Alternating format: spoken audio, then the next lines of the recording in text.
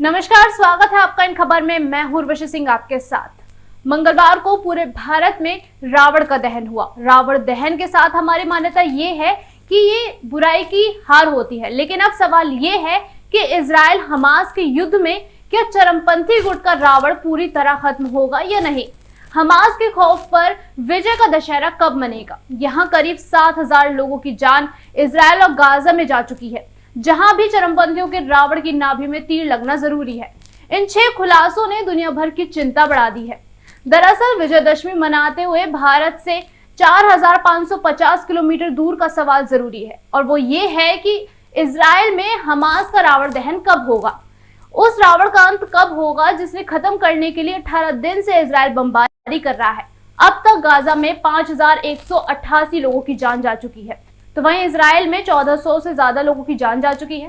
Gaza का दावा है कि 24 घंटे में 704 फिलिस्तीनियों की जान जा चुकी है। उधर हमास ने अब तक कुल 4 बंधकों को रिहा किया है। 225 से ज्यादा बंधक अभी भी गाजा की हिरासत में हैं, जिन्हें छुड़ाने के लिए गाजा के बॉर्डर के पास खड़े इजराइल की सेना के टैंक हमास के ठिकानों पर वार कर रहे हैं। साथ ही इजराइल की सेना एकदम गाजा बॉर्डर के पास है, वही तैयार भी दिख रही है, जो गाजा में घुसने के बाद इन सैनिकों को गाजा में छिपे दहशतगर्दों को खत्म कर बंधकों को छुड़ाने के लिए काम आनी है। सेना के इसी एक्शन के साथ चरमपंथियों का रावण खत्म हो सकता है, और इजराइल से लेकर गाजा तक जो लाखों लोग निर्दोष हैं और शांति से अपना जीवन चाहता है, वो उनको जीवन मिल सकता है। हमास और इजराइल की जंग में 6 बड़े खुलासे किए गए हैं। आइए जानते हैं क्या है ये 6 बड़े खुलासे। पहला खुलासा ये है कि पुरुषों को मारने, बुजुर्गों को मारने, बच्चों को मारने का ऑर्डर चरमपंथियों को मिला था। दूसरा खुलासा ये है कि युवाओं को खत्म करने का ऑर्डर भी चरमपंथी के कमांडर ने इजराइल अटैक वाले दहशतगर्दों को दिया था। तीसरा खुलासा ये है कि ज्यादा से ज्यादा लोगों को अगवा करने का ऑर्डर